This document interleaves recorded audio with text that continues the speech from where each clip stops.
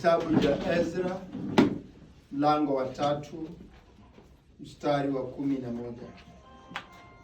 Ezra 3:11.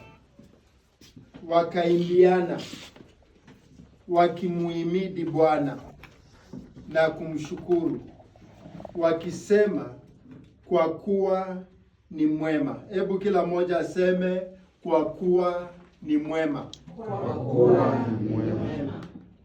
Kwa maana fadhili zake kwa Israeli ni za milele. Hebu kila mmoja aseme, fadhili zake kwa Israeli ni za milele. Fadhili zake kwa Israeli ni za milele. Kisha watu wote wakapaza sauti zao na kupiga kelele walipomuhimidi Bwana, kwa sababu msingi wa nyumba ya Bwana umekwisha kuwekwa.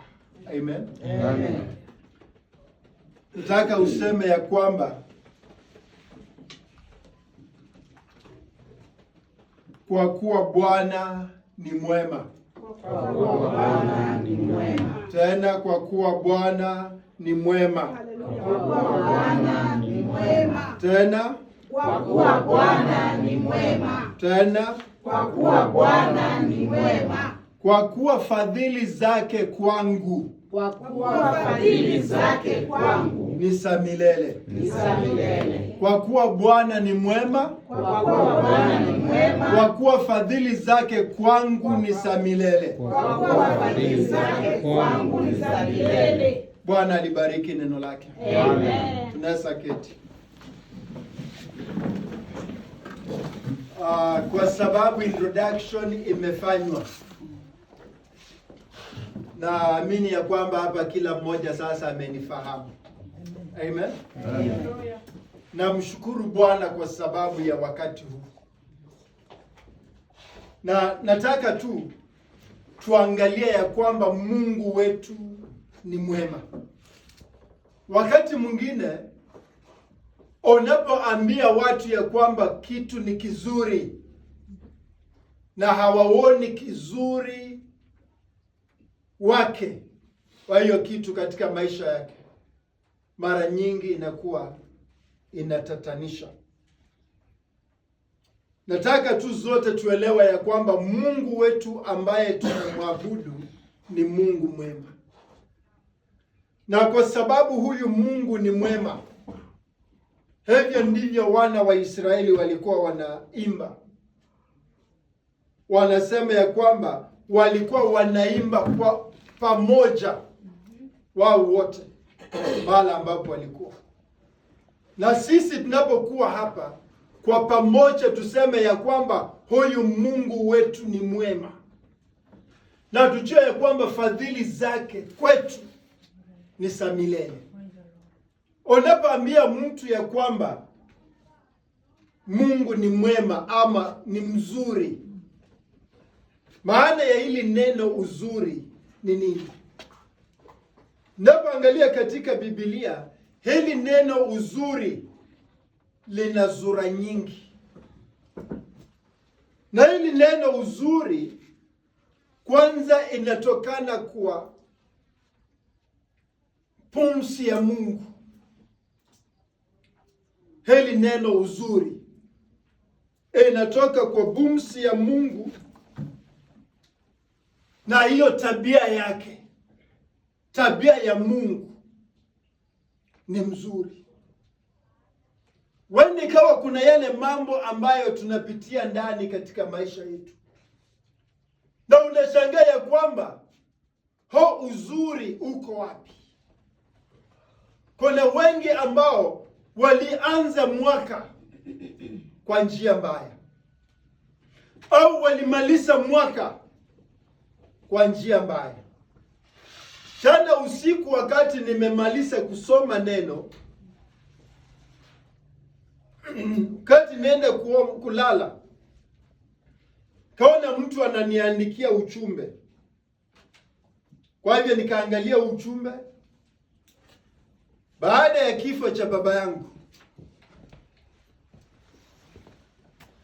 Kwa hivyo hata si kumrudishia, ananialika kwa mkutano kwa sababu wanapanga mazishi ya baba yake.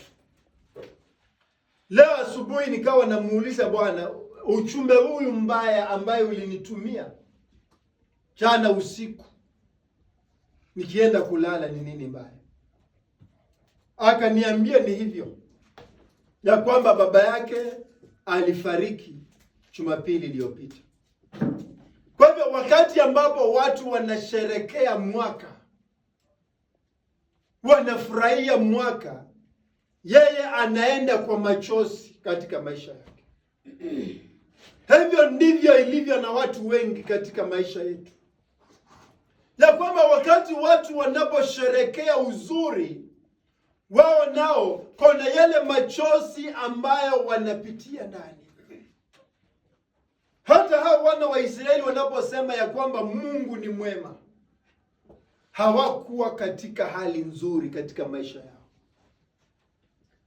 ya kwamba hata nyumba yao ambayo walikuwa wanamuomba Mungu ilikuwa imepomolewa. Na nyumba ya Mungu kwa wana wa Israeli ilikuwa inamaanisha sana, sio kama sisi.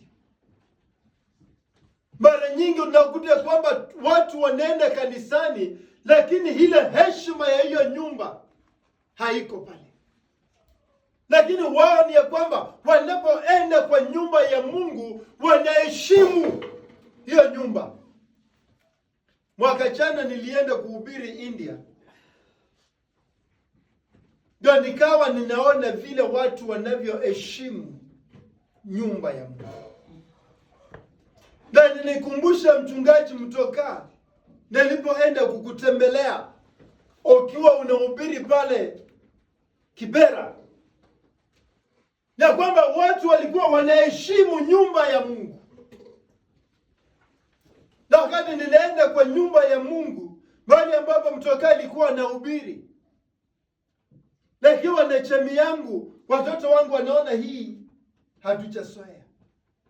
Kila mmoja ametoa kiatu ameweka pale. Kijana wangu anauliza, dadi, hata sisi tutatoa viatu? Naambia hakuna, tuingie tu. Kwa hivyo ikawa mimi na watoto wangu tumeingia kanisani na viatu, lakini wote pale kanisani wametoa viatu. Nilipoenda India ndio nikaona heshima. Wale watu wanaheshimu nyumba ya Mungu. Wewe ingia kwa nyumba ya Mungu na kiatu. Kwa naambia watu, nataka Mungu anisaidie nichenge kanisa, na nitaweka mahali pa viatu hapa nje. Kila wakati nikisema mke wangu anasema lakini Mungu anisaidie itakuwa hivyo. Ya kwamba unapoenda kwa nyumba ya Mungu unawacha uchafu wote pale. Unaheshimu pale mahali ambapo unaenda. Mungu atusaidie. Hiyo ndio maono niko nayo. Kwa kanisa la Mungu lenye tutachenga, tutakuwa tunaacha viatu kule. Kwa hivyo hao watu wanapoona ya kwamba nyumba yao, mahali ambapo wanaheshimu, imepomolewa, kwa hivyo hawana mahali ambapo wanaweza enda kumulilia huyu Mungu.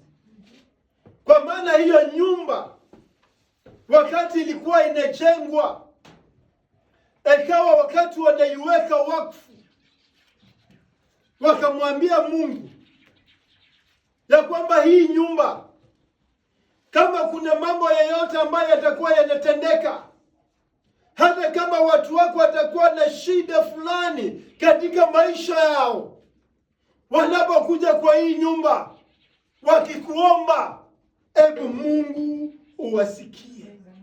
Amen? Amen.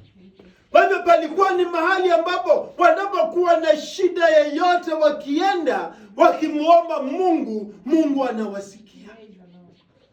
Na wakaambia Mungu, kama utawatawanya kote ulimwenguni, popote ambapo watakuwa, wakati watakuwa wanaangalia mahali ambapo nyumba yako iko, hebu Bwana uwasikie. Amen. Amen. Unapoangalia katika kitabu cha Danieli, ikawa ya kwamba wako wamefungwa, wako katika utumwa. Wakiwa kule utumwani, Danieli anajua ya kwamba yeye anamuomba Mungu. Na ikawa nyumba yake dirisha linaangalia mahali ambapo nyumba ya Mungu ilikuwa. Na wakiwa pale, mfalme ametengeneza sanamu. Anaambia watu, hebu mkapata kuomba hii sanamu. Lakini Danieli anasema ya kwamba mimi ninamuomba Mungu wangu. Kwa hivyo anafungua dirisha lake, anaangalia mahali ambapo nyumba ya Mungu iko, na anamwambia Mungu, nataka unisikie. Na Mungu akawa anawasikia. Mungu anasema kwamba nimeyaona mateso ambayo watoto wangu wanapitia ndani, na nimesikia kilio chao, na hivi sasa nimekuja ili nikapate kuwakomboa. Amen. Amen. Nataka uelewe ya kwamba huyu Mungu ni Mungu mzuri. Yes. Na wakati unapomwomba anasikia maombi yako. Wakati unapoteseka anayaona mateso yako. Hata kama hamna mtu yeyote ambaye anayaona mateso yako, huyu Mungu anayaona mateso yako. Amen. Na huyu Mungu sio tu kama wanadamu. Unaweza kuniambia shida zenye uko nazo, I can sympathize with you, lakini nikose cha kukusaidia. Lakini huyu Mungu hata kuwa dunia kwamba anaona huruma wenye unapitia ndani, ni kwamba yeye anashuka ili akapate kukusaidia katika yale mambo ambayo unapitia ndani. Kwa hivyo ninaposema ya kwamba Mungu ni mwema, nataka uelewe ya kwamba huu wema wa Mungu unatoka kwa tabia yake ambaye anapumua. Tabia yenye Mungu anapumua. Chenye Mungu anapumua ni uzuri wake. Amen. Vile wewe unavyopumua hewa, Mungu anapumua uzuri. Na huo uzuri ni ya kwamba anapoupumua hivyo, ina reflect uzuri, excellence ya mwanadamu. Yeye hapumui tu uzuri, lakini ni ya kwamba anataka ule uzuri uingie kwa huyu mwanadamu. Kila kitendo ambacho Mungu anakitenda, anafanya kitendo cha kukufaidisha wewe. Ndugu yetu alisema ya kwamba yeye hapendi mambo ya watu. Kwa sababu matendo yeyote ambayo mwanadamu anatenda sio ya kumfaidisha mwanadamu mwenzake, lakini ni ya kujifaidisha yeye mwenyewe. Hata anapokuja karibu na wewe, anaona kuna uzuri ambao uko nao, na anaweza faidika kwa ule uzuri. Lakini yeye akiwa na uzuri, ukimkaribia anatoroka. Wazazi wenye tuko hapa, una mtoto, wakati mtoto umempatia sweet, wakati namwambia hebu nilambe hiyo sweet, anafanya nini? Anatoroka. Huyu anataka kuchukua sweet yangu. Na wengine nilikuwa naambia haya, na mimi wakati nitakuwa naye usisonge karibu na mimi. Lakini akishamaliza akiona niko naye, hata kama nimwambie usisonge karibu na mimi, atafanya nini? Anasonga. Kwa nini? kuna sweet hako nayo. Kwa hivyo nataka nikueleza ya kwamba ule uzuri wenye Mungu ako nao ni uzuri wa kukufaidisha wewe, sio wa kujifaidisha yeye mwenyewe. Chochote ambacho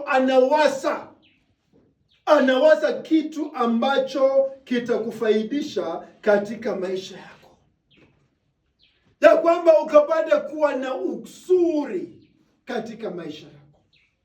Mara mingi ni ya kwamba ibilisi amekuwa anakuwasia mambo yaliyo mabaya. Yale mambo ambayo umekuwa unapitia ndani sio mambo mazuri. Mambo ambayo jamii yako inapitia ndani sio mambo mazuri. Lakini nataka nikuelezea ya kwamba Mungu ni mzuri. Na unapotoka hapo hata katika ule uchungu wenye unapitia ndani, ujiambie ya kwamba huyu Mungu ambaye ninamwabudu ni Mungu mzuri. Unapitia kwa uchungu, lakini unasema ya kwamba huyu Mungu wangu ni Mungu mzuri. Na unapojua ya kwamba huyu Mungu wako ni Mungu mzuri, ni ya kwamba fadhili zake, ule uzuri wake, zile faida za uzuri wake kwako ni za milele. Sio tu ni zile ambazo utakuwa nazo kwa muda mfupi na ziishe. Ni za milele. Ni zile ambazo utakuwa nazo milele na milele.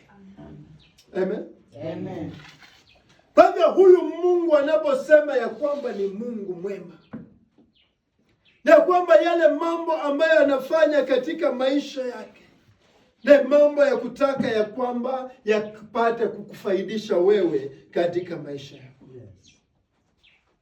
Uzuri wa Mungu na kutafuta uzuri kwako. Amen? Amen. Kwa hivyo anatafuta uzuri katika maisha yako. Na anapotafuta uzuri katika maisha yako, kitu cha kwanza anataka akapata kukuponya. Huyu ni Mungu mzuri. Anataka akapata kukuponya katika maisha yako. Kuna watu wengi ambao wanapitia katika maumivu mengi katika maisha yao, uchungu mwingi katika maisha yao, na wanapotembea wanatembea na ule uchungu ndani ya maisha yao kwa sababu ya yale mambo ambayo wamepitia ndani. Naweza kupatia mfano kwa Biblia. Kuna mtu mmoja ambaye aliamua anataka aende atafutie jamii yake lishe bora, mahali ambapo watakula vizuri, mahali ambapo watakuwa na amani. Ni kwa sababu mahali penye walikuwa kwa njaa.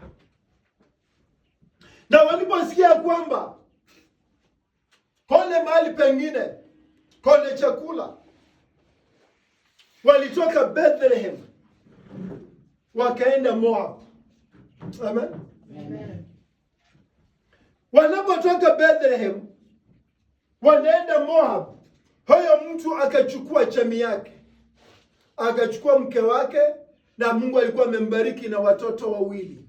Akachukua watoto wake wakaenda. Na wanapoenda kule, huyu mzee akafariki. Wakati mzee anafariki, watoto wake wakaona, haya sasa tunapaki upweke, wacha tuoe, at least tukue na mtu ambaye anaweza kutusaidia. Hata walipouliza mama yao, mama akamwambia ni vizuri mtafute mtu ambaye mtaishi pamoja. Kwa hivyo mtoto wa kwanza akapata msichana akaoa, wa pili akapata msichana akaoa.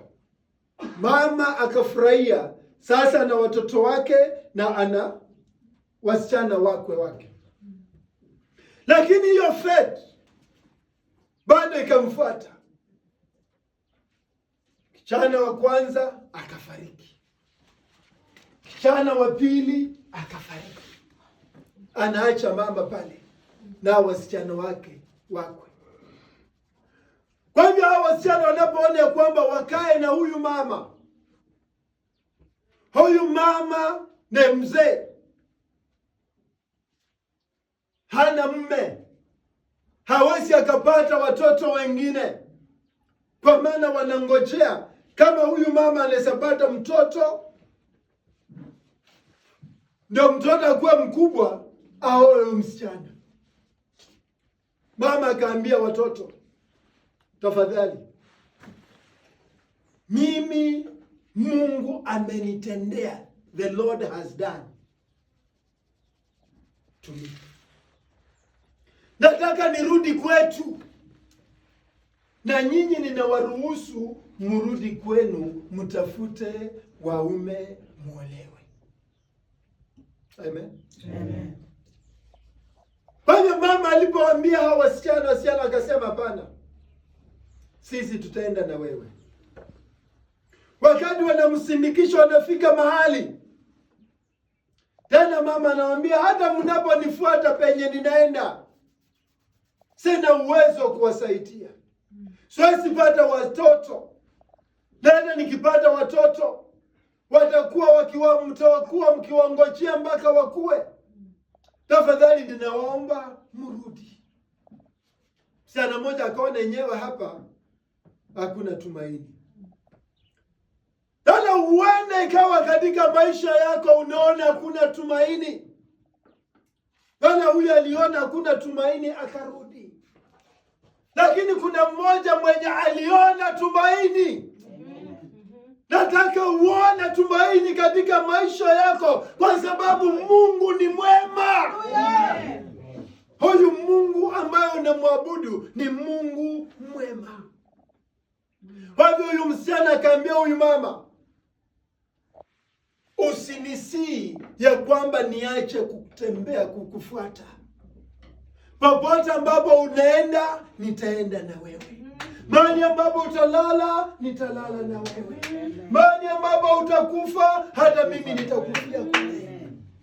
Na Mungu wako atakuwa Mungu wako. Wakati huyu mama anarudi na huyu msichana, huyu mama alikuwa anaitwa Naomi. Maana ya Naomi ni urembo. Alikuwa mrembo, alikuwa anapendeza. Lakini anapoangalia katika maisha yake, haoni ule urembo wowote, haoni kitu chochote cha kupendeza ndani yake. Alipoenda kule, anaambia watu, msiniite Naomi. Watu walipoona Naomi, Naomi, msiniite Naomi, muniite Mara. Maana ya Mara ni uchungu, kwa sababu nina uchungu katika maisha yangu. Pendo uende ikawa naongea na mtu ambaye ana uchungu katika maisha yake. Lakini nataka uelewe ya kwamba kuna uzuri ndani yako, hata kama huoni kuna uzuri, kwa sababu huyu Mungu ni Mungu mzuri. Huyu Mungu ni Mungu mzuri. Chenye nataka katika maisha yake, maisha yetu, ya kwamba tuone ya kwamba yeye ni mzuri. Hata kama tunapitia katika uchungu, yeye ni Mungu mzuri. Na kwa nini ni mzuri? Ni kwa sababu anatuwasia mazuri. Katika kitabu cha Yeremia, mlango wa 29, neno la Mungu linatuambia namna gani? Yeremia 29.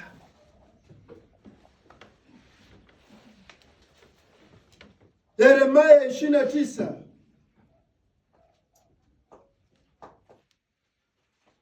na mstari wa 11.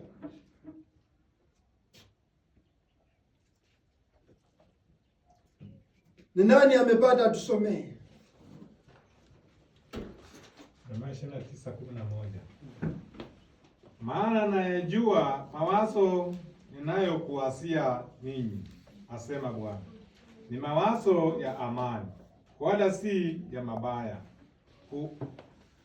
kuwapa ninyi tumaini siku zenu za mwisho. Nataka uelewe ya kwamba Mungu anakuwasia mawazo mazuri na sio mawazo mabaya. Kama shetani alikuwa anakuwasia yaliyo mabaya, nataka ujue ya kwamba Mungu wako ni Mungu mzuri na anakuwasia mambo mazuri. Amen. Ya kwamba Mungu wako ni Mungu ambaye ana uzuri katika maisha yako. Tunaweza onaje uzuri wa Mungu katika maisha yetu?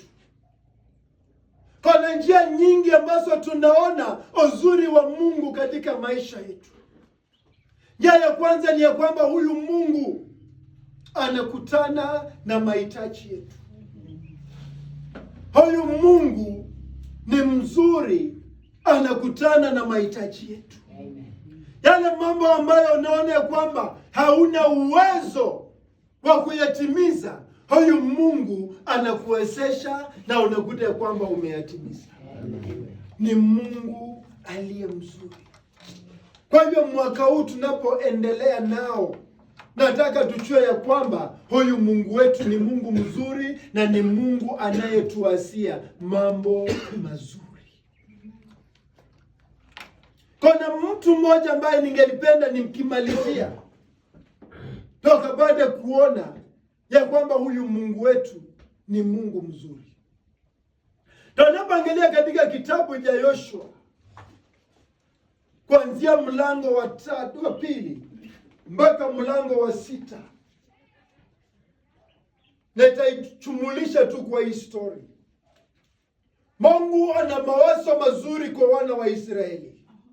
Na anapokuwa na mawazo mazuri kwa wana wa Israeli, ya kwamba anamwambia Yoshua, hebu kabla kuchukua watu waende waone ule mji.